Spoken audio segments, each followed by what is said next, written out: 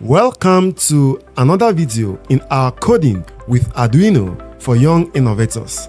In the previous class, we introduced Arduino and coding. In this class, we are going to look at the various electronic components we will use to build our first project. By the end of this class, you should be able to explain what a circuit is, understand the difference between open circuit and closed circuit, identify a battery and explain its work, understand how a breadboard is arranged and connected, explain what jumper wires do, identify the positive and negative legs of a light emitting diode, explain what a resistor does, explain how a switch works. And after learning all this, you will be ready to build your first circuit in our next class. So let's get started. What exactly is electricity? Electricity is a form of energy that can move from one place to another. You cannot normally see electricity with your eyes, but you can see what it does. For example, when a bulb lights up, when a fan spins, when a television turns on, when you charge a phone, electricity is helping those things work. Imagine water flowing inside pipes. Water moves from one place to another inside pipes. Electricity behaves in a similar way, but instead of pipes, electricity moves through wires. Electricity has one important rule. It needs a complete path to flow. If there is a broken path, electricity does not flow. That complete path is called a closed circuit, and the broken path which does not allow electricity to flow is called an open circuit. This is a battery. This battery supplies electricity to our projects. A battery supplies energy to our projects to make them work. Without this energy, our projects will never come to life. You can think of it as food for electronics. Notice that it has two terminals or heads. Here we have the positive terminal, and here we have the negative terminal. Electricity leaves the positive terminal and returns through the negative terminal. This component is called a breadboard. And no, we don't eat bread on it. In electronics, a breadboard helps us build circuits easily. At first, it looks like many tiny holes, as you can see here. But hidden underneath are metal connections. Without a breadboard, we may need to twist the legs of our components when we connect them. But with the help of these metal connections of the breadboard, we can connect the legs of our components without damaging them. On this type of breadboard, all the holes from here to here are connected, and then we have a gap here, and all the holes from here to here are connected. The same thing is what we have on this line and this line. However, the holes on this line, that is this first line, are not connected to the holes on this second line. But the holes from here up to this point are connected, and here we have a gap. And then the holes on this line are connected up to this line. And what we have on this first line is also what we have on this second line. But there's no connection between this line, that is the first line, and the second line. Remember that we have a gap here separating these two lines from these two lines. For this side, the holes are connected vertically. So we have connection from this line to this point, from this line to this point, from this line to this point. But we don't have connection from this line to this line, or from this line to this line. That is, the holes on this side are connected vertically. They are not connected horizontally. Now you can see that we have a demarcation here. So this demarcation separates what we have on this side from what we have on this side. And what we have on this side is exactly what we have on this side. So this is how a breadboard is arranged and connected. To demonstrate what I just said, let's make some connections. If I want to connect one leg of each of these two components, here I have two components.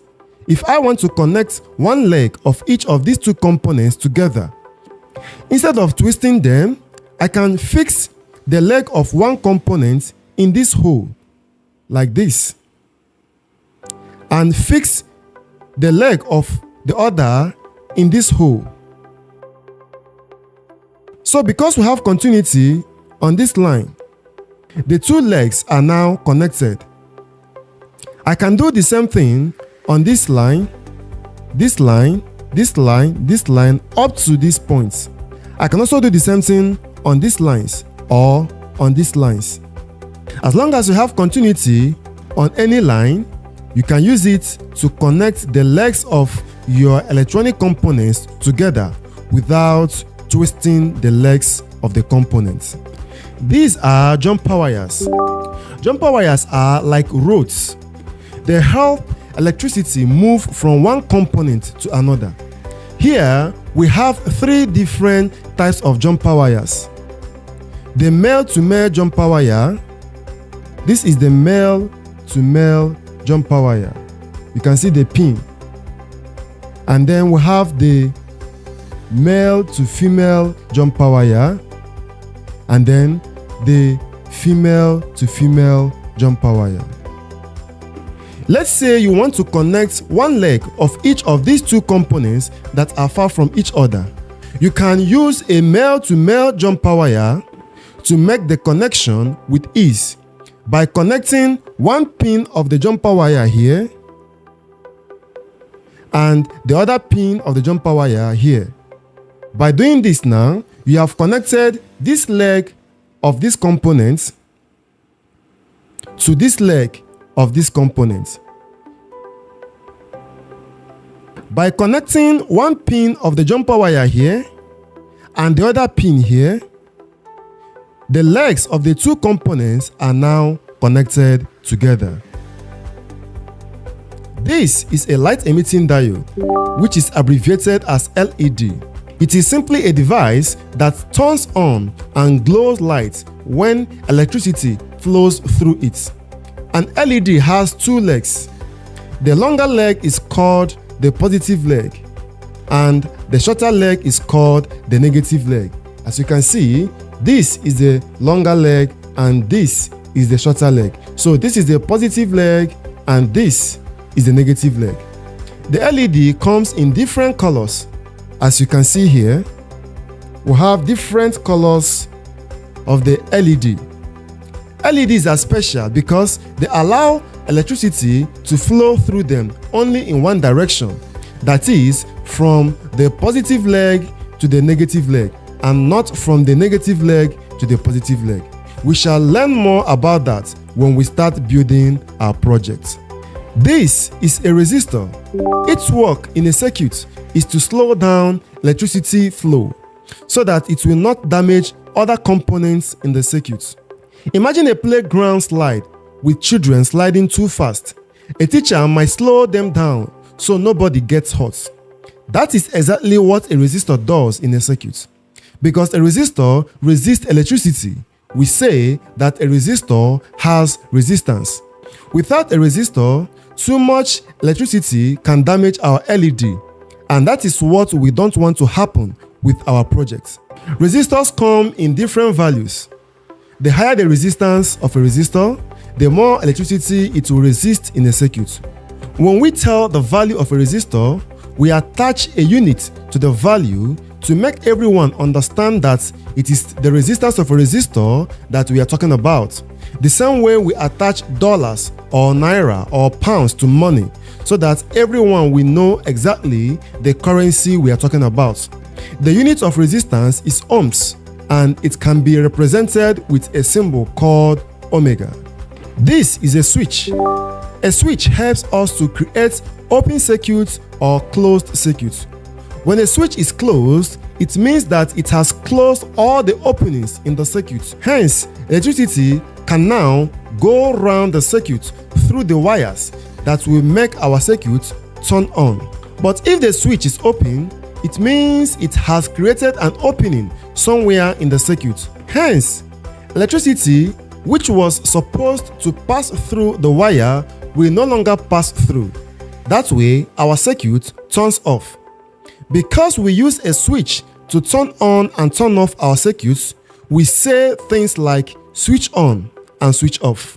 Basically, what is inside a switch is wires.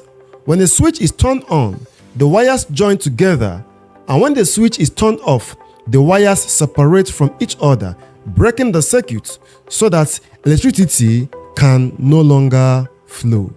Alright, so far in this class, we have discussed the various components that we will use to build our first project. We discussed batteries, which supply energy to our circuits. We discussed breadboards, which help us connect components easily.